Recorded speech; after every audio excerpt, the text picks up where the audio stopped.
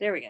There we are. All right. Hello, everyone. Thank you for joining us for the replay of the re-recorded replay of the Fill Your Cup Self-Care for Soul Care program. We tried this a couple of times.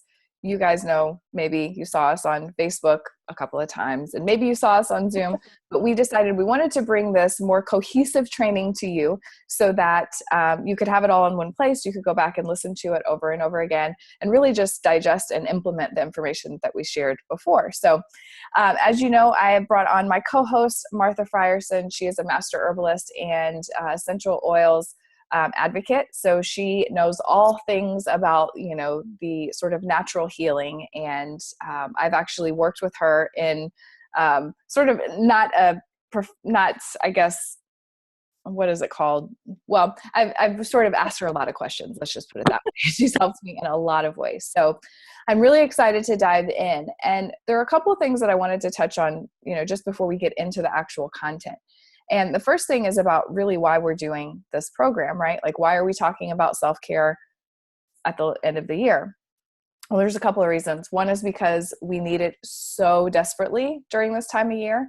If we're thinking about the holidays, if you're thinking about, the weather and changes and people getting sick, as you can probably hear, my allergies are not cooperating very well currently. So we have a lot of things going on. And this is typically the time of year where we are so focused on giving back, pouring into other people, hustle and bustle of the holidays, going to 1,000 events. And if you're a parent, it's like times 1,000, because then you've got school stuff and you have programs and you have parties and you have all the things.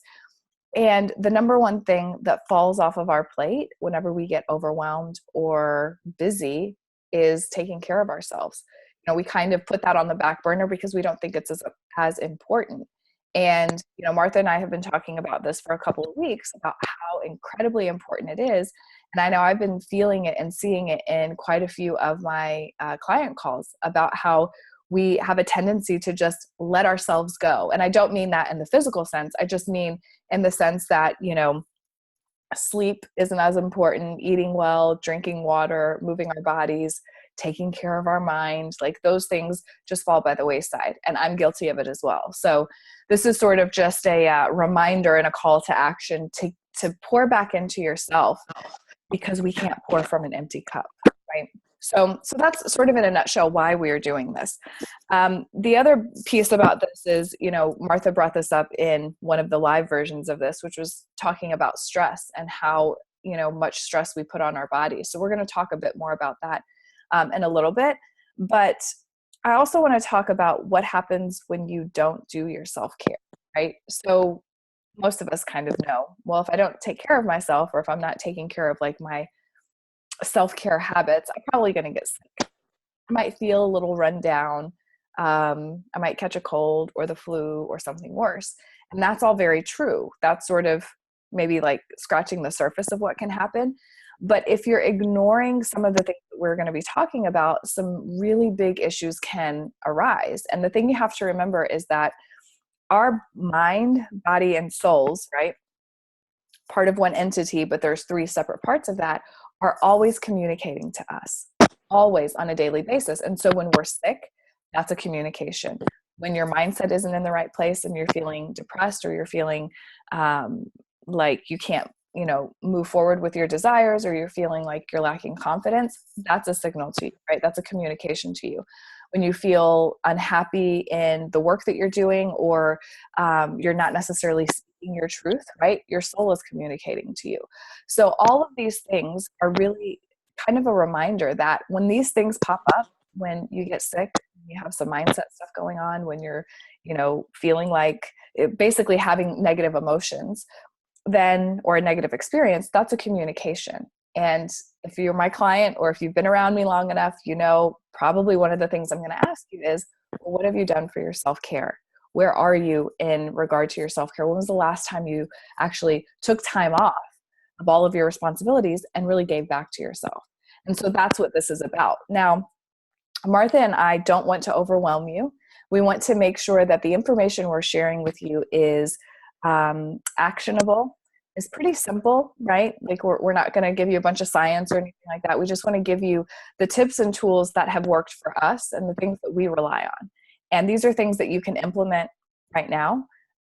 These are things that, you know, we encourage you to implement, right? Because training is worthless if you don't actually do anything with it.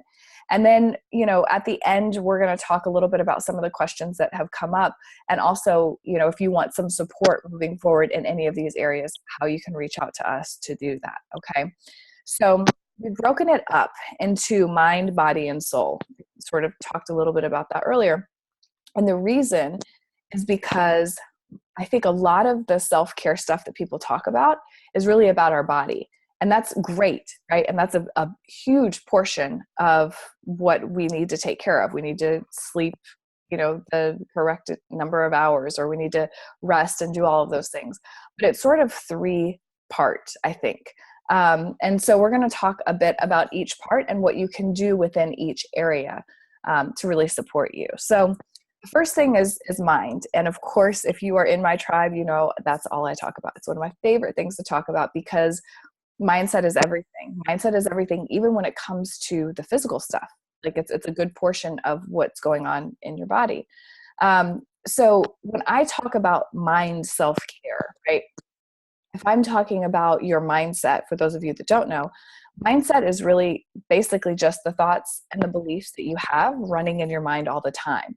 And I mean, we're human, so you probably have a lot of thoughts and stuff going on in your mind all the time, right? We have probably millions of ideas and thoughts that are running through our mind on a consistent basis. Now, a portion of that is self-talk, right? And when I talk about self-talk, what I'm really talking about is what are the things that you're saying to yourself, right? So you make a mistake. How are you reacting to that mistake up here? What are you saying about that mistake to yourself? Are you saying, of course you did that. You always do that. You know, you're an idiot. You you always make mistakes. You're not good enough, right? Those are the things that I'm talking about. So when we're talking about mind sort of self-care, like self-care as it applies to your mind, I'm really talking about taking care of that broken record that plays all the time for us. And the way that you start doing this work is you just become aware.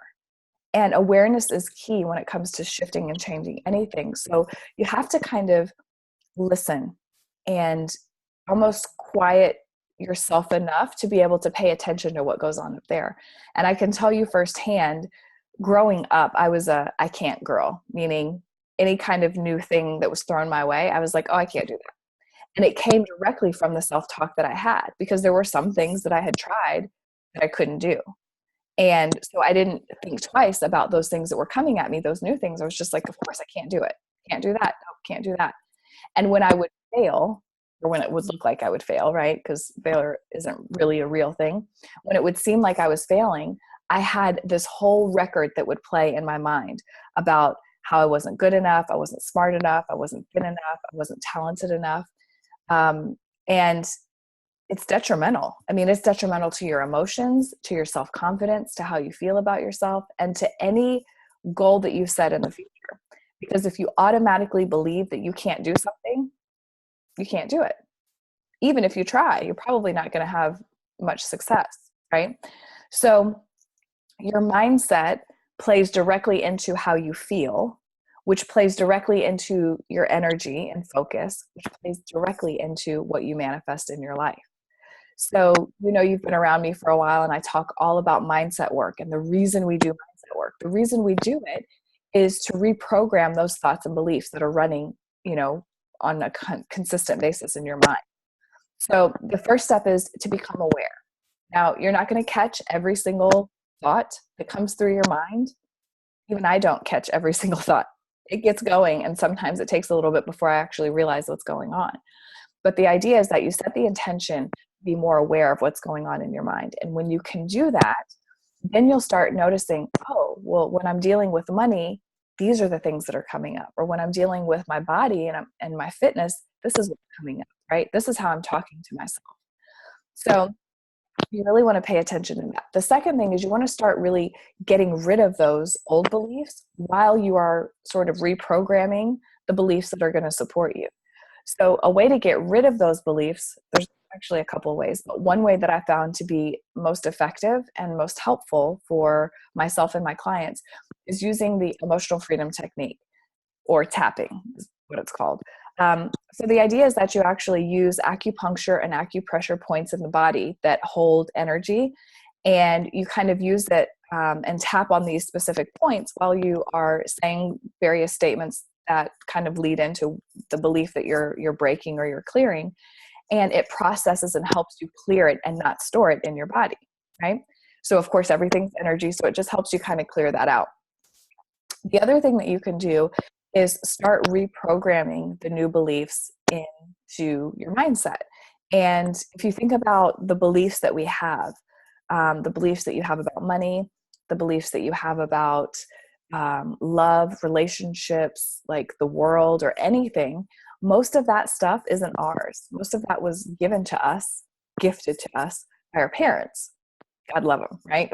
Good or bad, that's kind of where they came from. And so that happened over sort of your lifetime. So however old you are, right? Basically up to age 7, that's when those started to be planted. And then you just started repeating them over and over and over, and playing off of them and repeating them and playing off of them until now. So in order to kind of reprogram those beliefs, it's going to take a little bit of time. It doesn't take a lifetime, right? You don't have to take 7 years to do it. But the more consistently you can focus on these new beliefs that are going to support you in your mindset, they're going to make you feel better about yourself. They're going to make you feel better about money.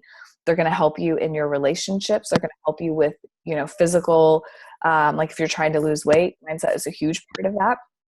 It's going to help you in so many areas of your life. And so it's going to take a little bit of practice and some time. And the way that you do that is by creating, in my mind, this is what I recommend, is creating a mindset practice. And a mindset practice can be anything, right? It can be a series of a couple of activities that you do that make you feel good. For me, it changes probably every couple of months, depending on what's going on in my life. So this morning, I did meditation and a little bit of journaling. I just wrote like 10 things that I really wanted to focus on mentally today. Sometimes I will sit and I will journal. I've got my journal here. I will sit and I will journal about my ideal life, my ideal reality. If I'm working on money stuff, I'll write all about like my money beliefs and really talk about, what I want to believe in that regard. And so I have, journals and journals and journals of just beliefs, affirmations, things I'm programming. Sometimes I read them out loud. Sometimes I just listen to them. Some people will do some sort of movement as part of their practice, right? Yoga.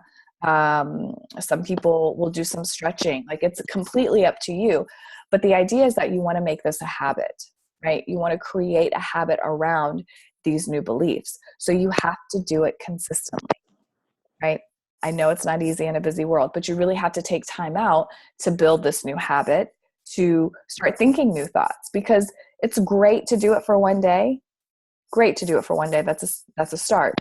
But you really have to do it consistently over time if you want to get into the subconscious and really start shifting and changing the core beliefs that you're living and sort of living your life from. Okay. So remember, this whole thing, everything that I'm talking about, what Martha's talking about, it's really about building new habits, because, once you have this habit of taking care of yourself, it can become a bit automatic. So, you know that your morning routine is to do your mindset work, maybe to move your body or whatever it is, but you consistently do it because it feels good, because it's taking care of you energetically, and it's helping you to be able to give back to whomever you give to, right? Whether it's work, your spouse, your children, clients, whomever, right? So when it comes to mindset, that's really what I recommend. Figure out what the self-talk is or the negative beliefs are. Do some work to release them. EFT is my recommendation. And then start building in this new practice to start planting those seeds in the new beliefs. And a daily mindset practice is going to be key for that. I don't care what you do. I just care that you do it and it makes you feel good. Okay. So So that's really what I mean when I talk about mindset. And one more thing I want to add before we move forward is really how powerful mindset is, right? So mindset is not just how you feel about yourself and, it's all of that, but it's also the core of how you attract things into your life. So when we're talking about manifesting and we're talking about law of attraction and we're talking about making more money or attracting your ideal mate, we're talking about getting the job that you desire or, making huge changes for the next year. Mindset is the core of all of that. So, if you haven't done any mindset work and you've got some big goals and big intentions, and I know you do because you're here, right? Then really take a look and take this whole, training very seriously, because this is really going to change things for you moving forward. So, all right, I'm going to turn it over to Martha Martha, let me ask you, do you have anything to add to the mind piece? I know you and I have talked at length about mindset and all of that. No, actually your mindset can overflow into how your body feels too. If you're projecting all this negativity, yeah, it's coming back on you because you see yourself this way, and you'll react, and you won't, I guess you could say, care for yourself as valuable if your mindset is off. Yeah. So, correcting the mindset is going to correct your health in general. Yeah. So it kind of overlaps into it. Definitely. Yeah. And I think it's a good segue into the body portion, which Martha is going to cover. So you didn't see me the first time we did this, but I took a bunch of notes, so I don't have to take notes this time. I'll just sit and enjoy. Well, for the most part, what things are very important, very pertinent, especially this time of year, is your stress. About 75% of all Americans have either moderate or severe stress, and about 40% of those people have adverse effects from it, meaning they have high blood pressure, headaches, all kinds of anxiety disorders come with it. And that's a big chunk of the population that has this problem. And it's our lifestyle, a lot of it, the pressures we put on ourselves, the pressures from our family, from our friends, work, and it all boils down to how we handle these things. Our body is set up. Stress is good. I don't want to say stress is a terrible thing, you should never have stress, but your body is for a little bit of acute stress for the moment. That what I'm saying is, when you're getting chased down the road by a rabid dog kind of stress, right? It's making your heart rate go up. It's making your blood pressure go up. It's getting everything jacked up so that you can run and get away from this animal because you're in trouble. But what happens with us, the way our environment is right now, is chronic. It doesn't stop. And that's very dangerous for our bodies because that's not how we're supposed to be.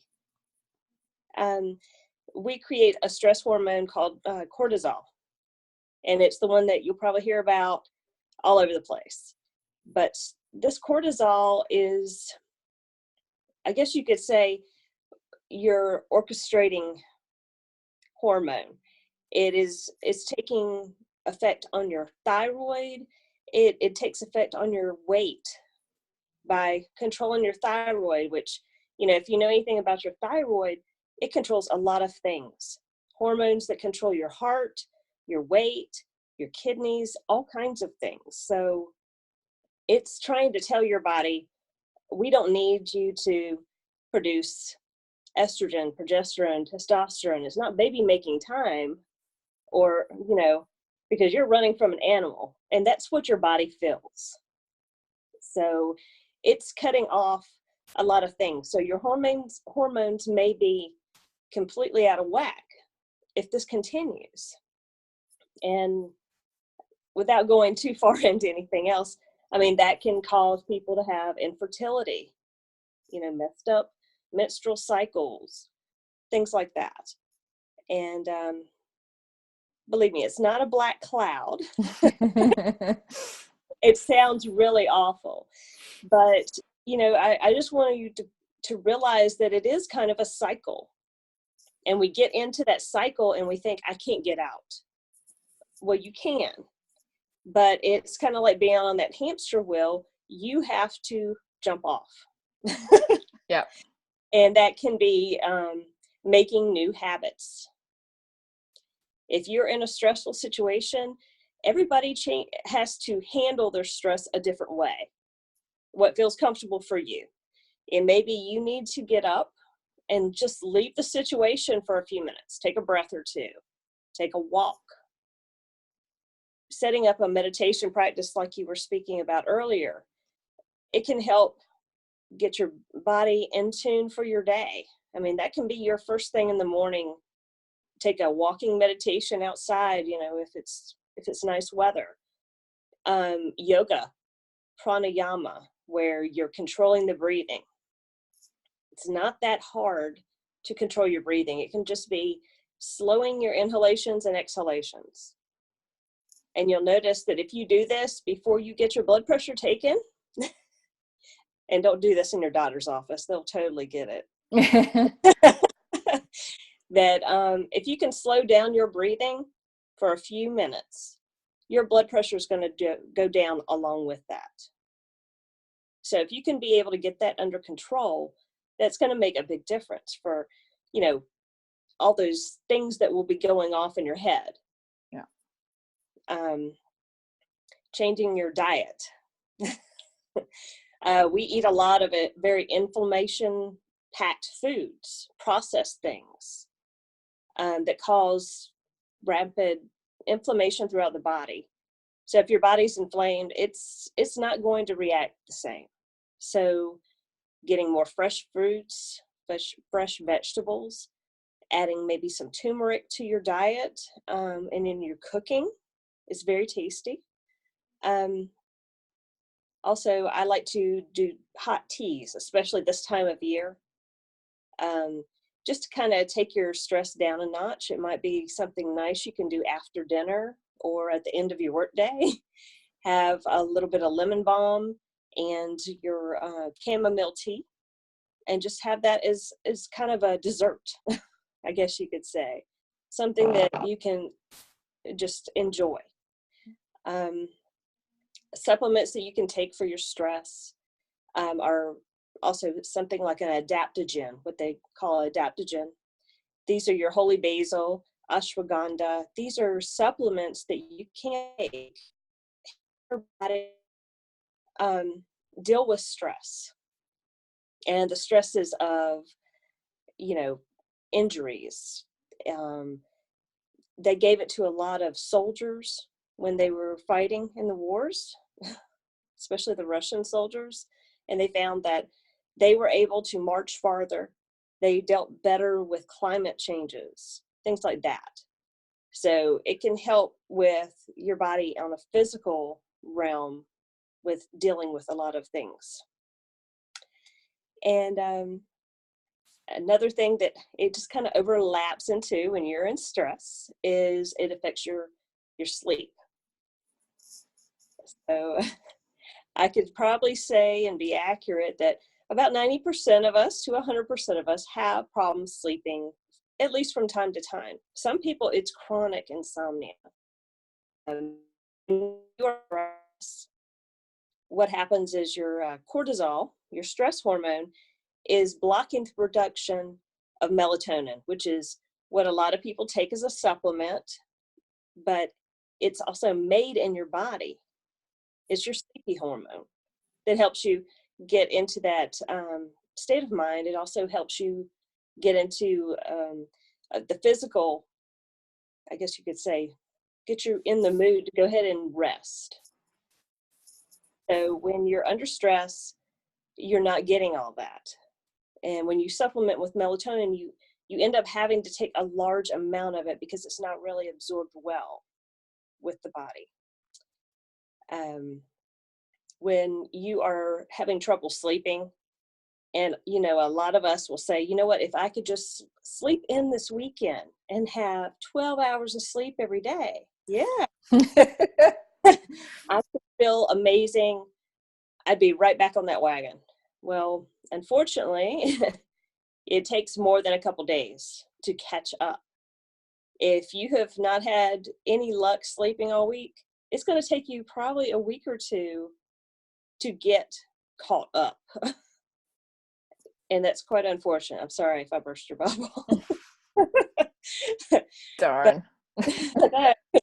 but, you know, you have to think about it. Sleep is very important because it was explained to me, when you are sleeping and you get into that deep sleep, if you think about it as the cleaning crew coming in to clean an office, they're not able to do it real well if people are still working, right? Mm-hmm. So if you're not in that deep sleep, you still have things working. You're digesting. You have all that mind talk going on. You're not able to sleep. Your cleanup crew that takes out all of your toxins and helps heal your sore, that you've got on your hand, that isn't going to be happening as well. The process will happen. It'll just be slower. So sleep is extremely important. And not everybody needs, 8 hours. There are people out there that need more than that. And then there's some people that, if they sleep 8 hours, it's just not working with their body. So they have to know what that magical range is for them and what makes them feel good. So while we're talking about sleep, ways to make it easier to go to sleep. So the way you set the mood, say for your romantic date, you're dimming the lighting and making all the conditions right. You have to do the same thing for bedtime. It's self-love. It really is. So you're setting the mood for yourself. Mm-hmm. Dim the lighting, because dimmer lighting is helping get that melatonin pumping in your body. Getting the room maybe a little chilly, if that is what is best for you to go to sleep. Or take a warm shower to get your body warmed up.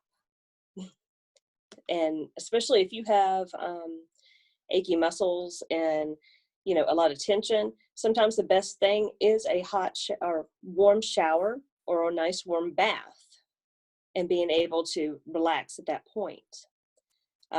If you have any kind of things like sickness, getting into a really warm shower. If you're congested, maybe dropping some eucalyptus oil or something of that sort in the bottom of the shower, not a lot, just like a drop or two. Letting that hot water and steam bring it up, it can help you clear your head some. So that way you're not as congested when you go and try and lay down.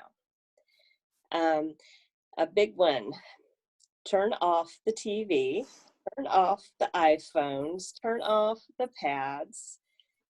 All of these devices have a blue light that they emit.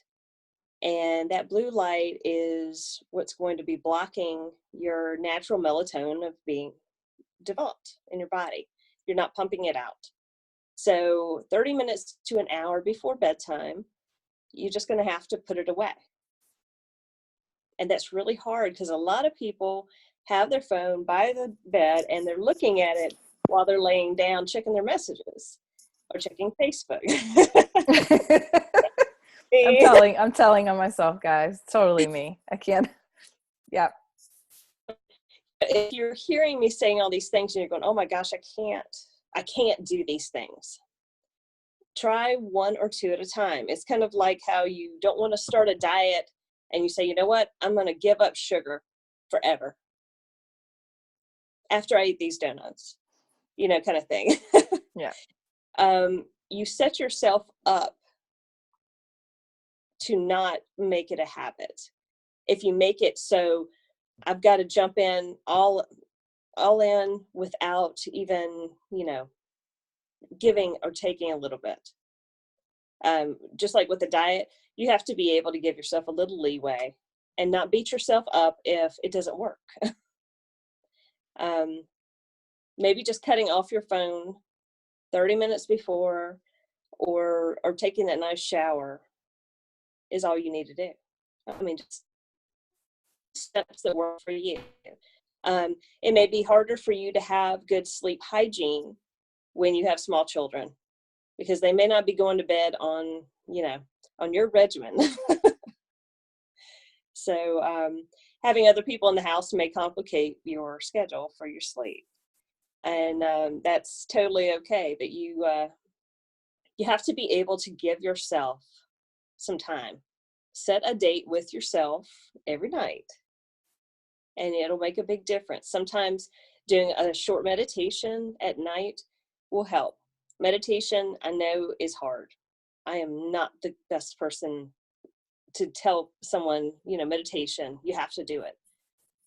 But if you can clear out all of the mind talk, you can sit there and quietly, I guess you could say, like, let it wear itself out. Before you try to lay down, you'll find that your sleep is a little bit more restful. You don't have the restless mind anymore. And that is something that I personally have keep me awake, is I'm thinking about the things I'm supposed to do tomorrow. So I like to use different herbs. Of course, for sleep, you can use your chamomiles, your lavenders, and things like that. You can use those in teas. You can use them as like a spray for your linens, like your pillow spray. You can apply them on the back of the neck, on your feet. I like cedarwood and juniper berry, also essential oils. These are things you don't really even have to dilute. So you can just put them right on your feet. Your feet have the biggest pores of your whole body. So they... I always wondered why they say to put it on your feet. They do. They have the biggest. Cool. So, if you're putting them there, essential oils get into your body pretty fast. And if you're drinking your chamomile tea, you're starting to relax. That's one of those things that it just kind of has like an antihistamine effect also. So, but lastly, one more thing that can keep you from sleeping, and it happens with a lot of people, is things like tight muscles, your shoulders. If you stand on your feet or for long periods of time, you may have leg and feet issues where you're just tired or they're cramping. Giving yourself a self-massage. It doesn't sound as much fun as going and getting one. I was just thinking that. Yeah. But if you have upper body tightness, your shoulders, your neck, maybe using things like peppermint and marjoram, and I'm not talking about the cooking spaces, I'm talking about using an essential oil of that sort, because it does relax the muscles. Marjoram is great, especially with big muscle pain. So, and if you want, you can use the peppermint. It just depends on if that's something that, you like the smell of. Some people, it's very stimulating to have peppermint. So you just have to go with what feels best for you. And Love that. Have it. I mean, you have to do little bits and pieces that will work for you and your schedule. Mm-hmm. And you have to make that date. Yeah, and one thing that comes to mind, only because I'm dealing with challenges with my son, is when you think about any parents out there, one of the biggest things that they talk about is routine and habits with your children, because we really do thrive in routines. So, bedtime routines for my son is huge. Now, he struggles with ADHD, and it's even more of an issue. And I find that for myself, it's the same thing. Not that I struggle with ADHD, but it's kind of the same idea that we need to just create a nighttime habit. And if you want to work your mindset stuff into that habit, you totally can do that, right? You can spend some time just doing the meditation, doing some light stretching before bed. whatever works for you. Reading a book, I do that sometimes.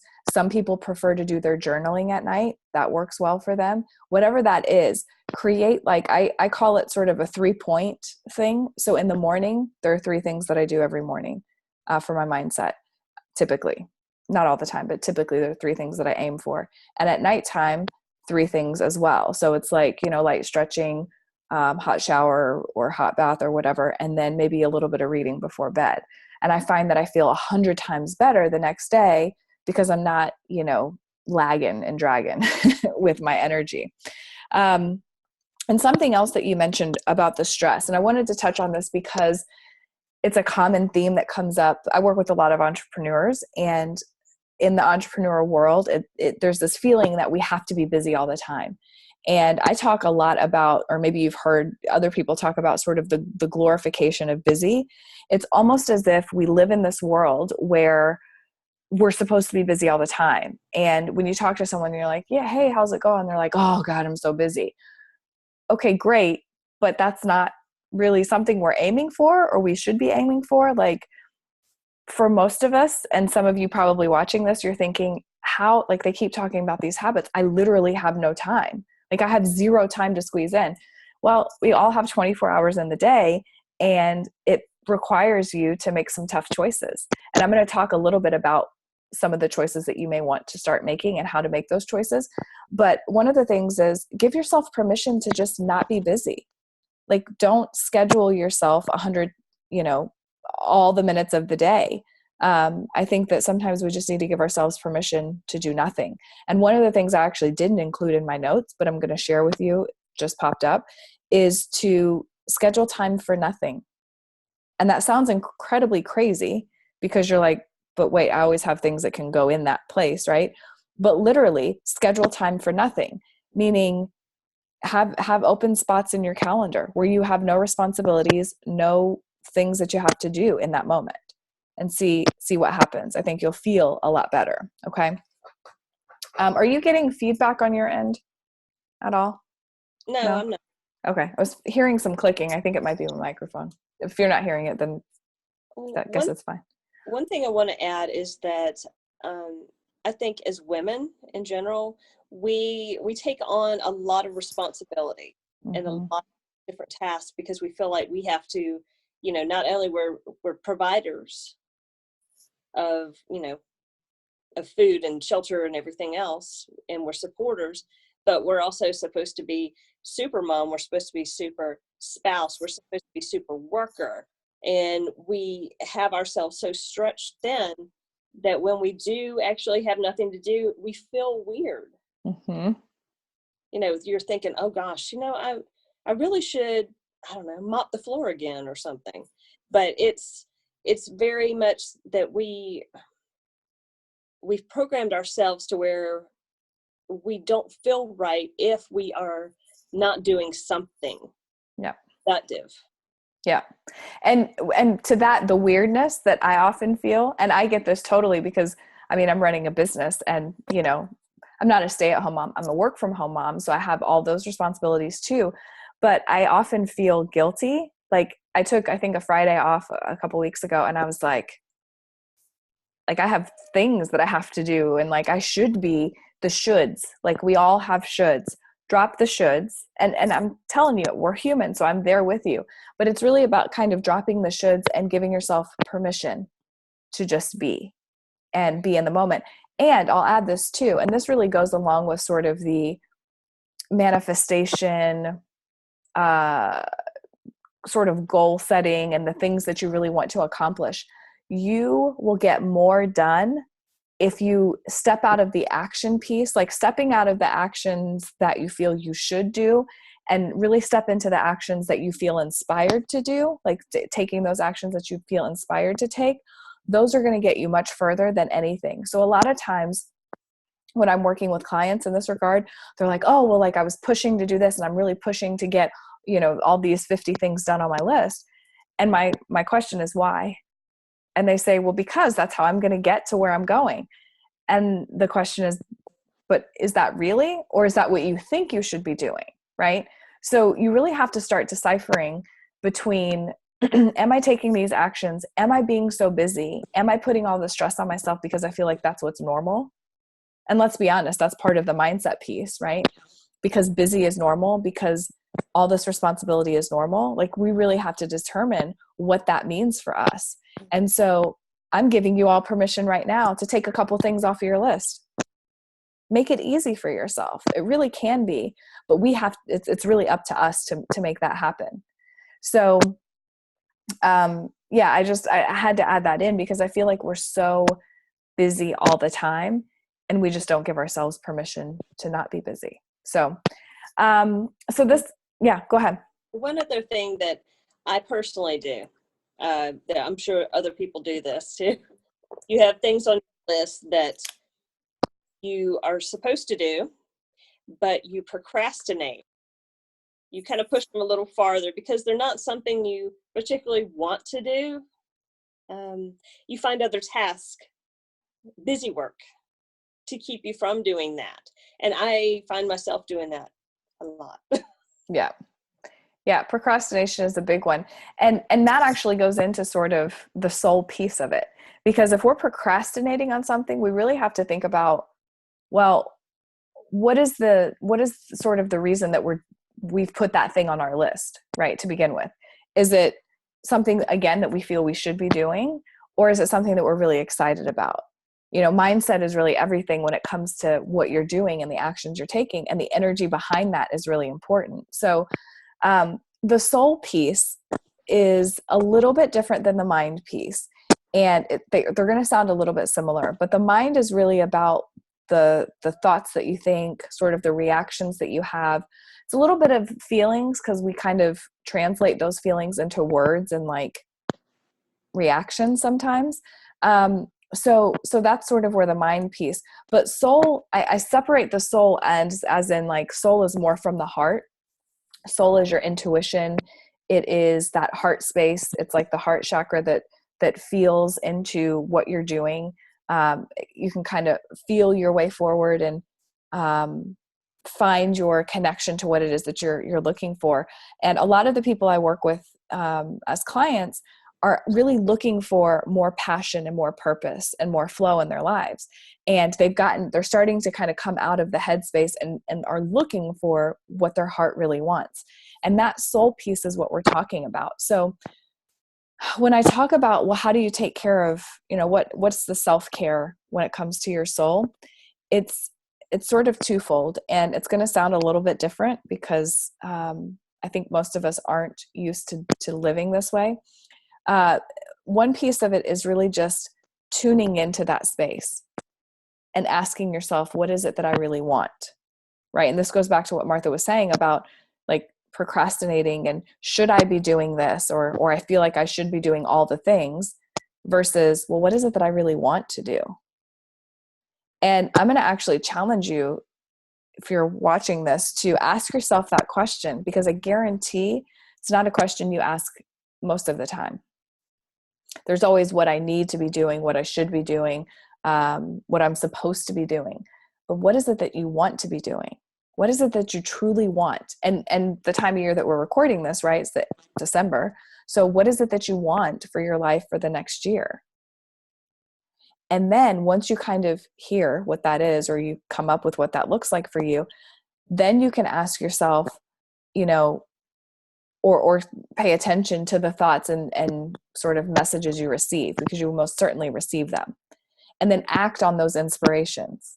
Act on the bits and pieces that say, write the book, contact so-and-so, join a gym, go for a walk, go grab coffee, like, do whatever it is that comes up for you. But you really want to start listening to your intuition. And there's sort of a misunderstanding that is in the world about being intuitive and, listening to your intuition. You are intuitive. I am intuitive. We are all intuitive. We all have that inner wisdom that we can tap into. Most of the world ignores it, or they don't name it, or they think someone else can tell them better than they can tell themselves. So this is really just a reminder to get back to that place and really ask yourself, well, what is it that I want? What is it that I truly desire? and then start taking actions toward that. Okay. Your soul is going to be so much happier that you did that. And physically, and if we're talking mindset wise, you're going to feel more inspired, more motivated. You're going to feel much better about yourself because it's going to be in alignment energetically with who you really are and what you're really working toward. Right. So this is like career, relationships, work that you love doing, hobbies that you're taking up, even things like, well, what should I do today? Right? Like, well, what is it that I want? How do I want to feel? Tune into that space. I think most of us have a tendency to think through our stuff, our problems, to think through the challenges that we have in life. And one thing that I try to remind people is, if you can get out of your heart, get out of your head where there's all kinds of, analyzing and, but I can't do this, and problem solving and trying to fix things, you can get into your heart space. There's more clarity there, right? So you really want to start tuning into that space and listening.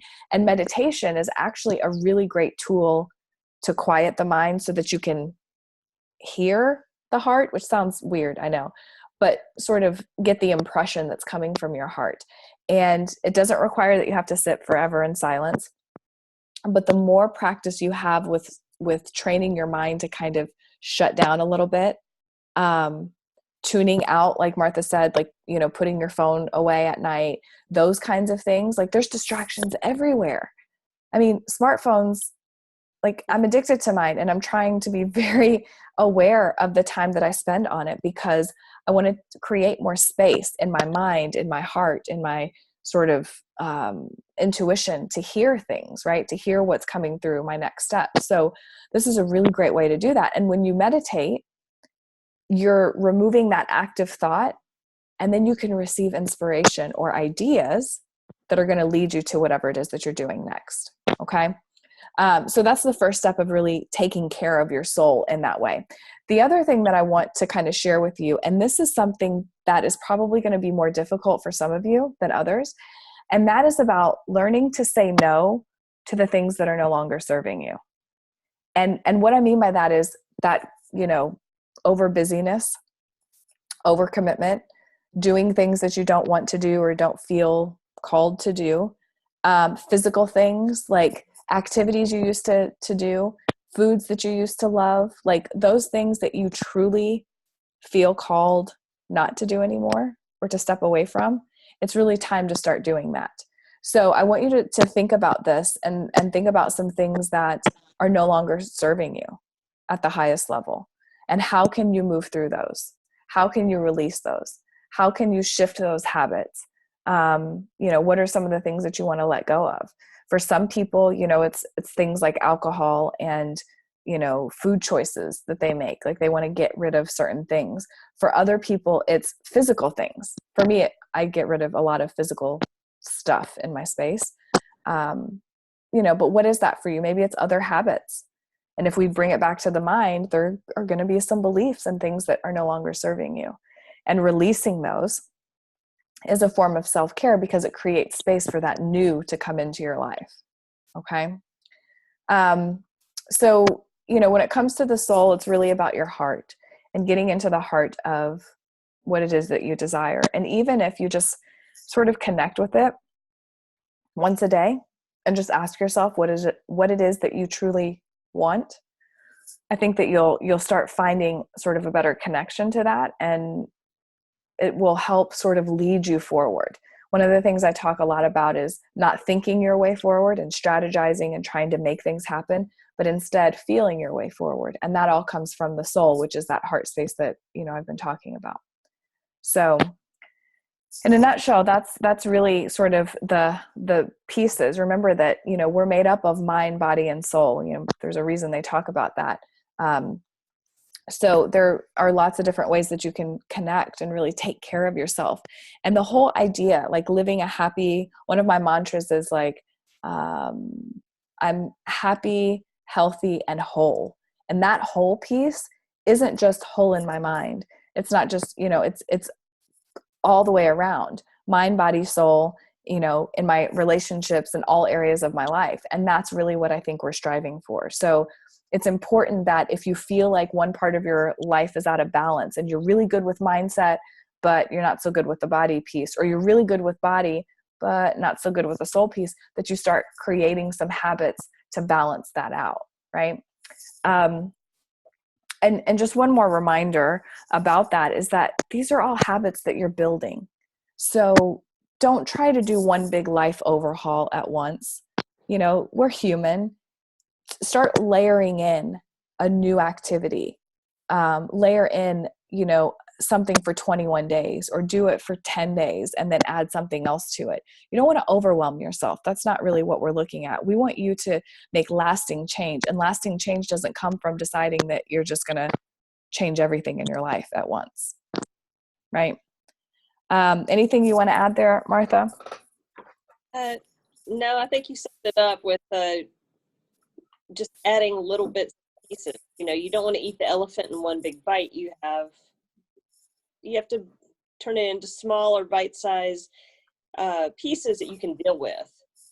And just like I was saying earlier about going all in on like a big diet and deciding I'm just not going to eat any sugar, or, you know, that sort of thing. When you start limiting yourself and making it so severe, then you're going to have it in your mind, I can't do this. I just can't. But if you say, you know what, I'm going to, you know, cut my sugar, and I'm not going to have sugar with this or this that I usually do, and I'm going to try something else, and just do it small, easy steps into it, then you'll find that it's a lot easier to make the big changes. Yeah. They're not as overwhelming and scary, because change is very scary for most people. It's scary for me. That once you start trying to go in a different direction than what you have been in the last, say, few years, it will be a scary feeling. You're out of your comfort zone, and smaller times will help. Yeah. And that's a good reminder, is that for some people, doing these things, making these changes are going to feel hard. And some people, these are definitely things you can start doing on your own, right? You can start a mindset practice. You can start journaling. You can start doing, you know, trying the bedtime rituals, and having tea and using essential oils and doing that kind of thing that Martha was talking about. You can absolutely do it on your own.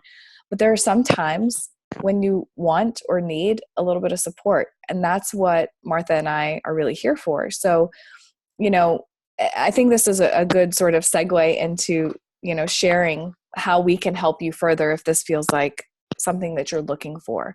On my part, you know, I am a life coach / mindset coach. I really help clients tap into that power that they have within to create the lives that they desire in whatever capacity that looks like. I deal a lot with sort of the energies of the universe and universal principles and that kind of thing, and also mindset. So if mindset or that soul piece is feeling like a disconnect for you, or you could use a bit more support and guidance in that, then feel free to reach out to me. Martha and I will put all of our information below so that you can connect with either one of us. But that's really, you know, the bulk of the work that I do. And then Martha, what would be the reasons or the things that they can come to you for support? We freeze. Can you hear me? I can hear you now. Okay, good. Freeze. So for, if they wanted to reach out to you, what kinds of things, you know, are you looking or typically helping people with? I know essential oils, and I'll tell you from my own experience, essential oils and the knowledge, the wealth of knowledge that Martha has across the board is incredible. I used to think that essential oils was like this really expensive resource, like really expensive resource, because there's all kinds of oils you can get and the diffusers and all the things. And then I was talking to Martha about it. I don't even remember. It was a couple months back. We were talking about it one night, and she was sharing with me that it actually doesn't have to be that expensive. And she shared a special kit that you can get that was it's an amazing kit. I bought a couple so far already, that has some of the main, I think it was lemon, peppermint, and lavender that I've used a ton since I received them. So, you know, don't be fooled that coaching or working with Martha or getting essential oils, like if you're interested and you need support, definitely reach out. But Martha, what kinds of things are you helping people with? I know essential oils and the herbal stuff, but give people an idea. Well, I do, of course, essential oils. I like to do recommendations for people, um, especially if they come to me and they are telling me about a certain health concern, or they're having trouble sleeping. They tell me basically what you do when you go to a doctor. You have a concern. This is why I've come to see you. And when I started my business page, I was learning. And as I learned, I was sharing. So, I can't tell you that I have every answer in the world. I tell what I do know, and I'm happy to look up things and help people and make recommendations with oils.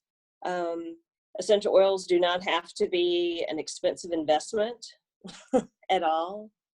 The kit that Lamisha bought was a wholesale. It's $20 for 3 oils, and they're very easily used oils: lemon, peppermint, and lavender. They're used for multiple things. $20 is not a bad investment when you think about it at all. As far as for herbal consults, I guess you could say I have it to where you can go to my webpage. You can schedule an appointment with me, an initial consultation where you fill out an intake form just like you would at a doctor's office. And that way we can discuss it and make a plan. I want to be able to empower you to take that action for your own health. We can work on it together. And just like with everything else, medicine-wise, if something doesn't seem to work or you don't get the results you want, that's when you back up and punt and you come up with other solutions. But I do have a packet where you have a initial consult, and then you have a follow-up, like a month or so that you schedule it. And as we've been talking, you have to have a habit for at least 21 days. So a lot of it, especially with your health, it is about making that habit, whether you're taking a herb or you're topically putting something on yourself. You have to do it consistently, but you have to want it. And that's where I'm getting at. You have to be able to be an active participant in your health. Yeah. And what kinds of ailments, like, would you recommend someone? Is it, like skin conditions, autoimmune stuff? Like, are there specific things that you're dealing with? Mostly it's the most common things I've dealt with so far are people having problems with achy muscles. Sometimes it's like arthritis type of feelings, especially like when the weather changes, people start having those problems. Sleep, just the feeling run down. Mm-hmm. And just the dealing with low energy, not being able to calm down, having anxious feelings. It's very common things out there. And sometimes the concern that they're having may have underlying things, kind of like you're peeling back the layers of the onion. There may be more things out there that, we don't realize until we start working on them. Yeah. Okay. Well, perfect. Well, as I mentioned, Martha knows her stuff. You guys, you don't even understand how much this woman knows. I don't know how she knows all the stuff that she knows, but it's awesome. So, I want to thank you for sticking in there and hanging with us. If you saw the original 3, 5, however many videos we did, or if you're just joining us for this one, again, a lot of times when people are doing these kinds of things, they're selling something specific, and that's not really what we're here. We're here to really just share and support you in any way that you're looking for, that we can. So if you are looking for the next step for mindset or self-care, for your mind and soul, my information will be below this video. If you're looking for the body stuff, or you're looking for some oils and trying them out, or the herbal consultations, please contact Martha. Her information will be below as well. And if you have questions, There will be a section for you to comment below, and feel free to do that as well. So thank you for joining us. Thank you, Martha, for being a part of this and for sticking with me for so many videos and doing this. And hopefully we'll be doing more things like this and bringing these to you in the new year. So thank you again. And we hope to, be connecting with you all soon. And here's, again, this thought just came in. Remember that this information is amazing. I mean, I think it's amazing for us, right? But it does nothing if you don't actually implement it. So please, for your sake, for your mind, body, and soul, take some of what we've said, take what, feels best for you on board, and try to shift or change one thing that feels like you could use a little bit of support around, and just, baby steps, right? That's how we really create change. So just wanted to share that last little thing. But thank you again. And I hope you guys have a great rest of your day, and we'll be talking to you soon. Bye.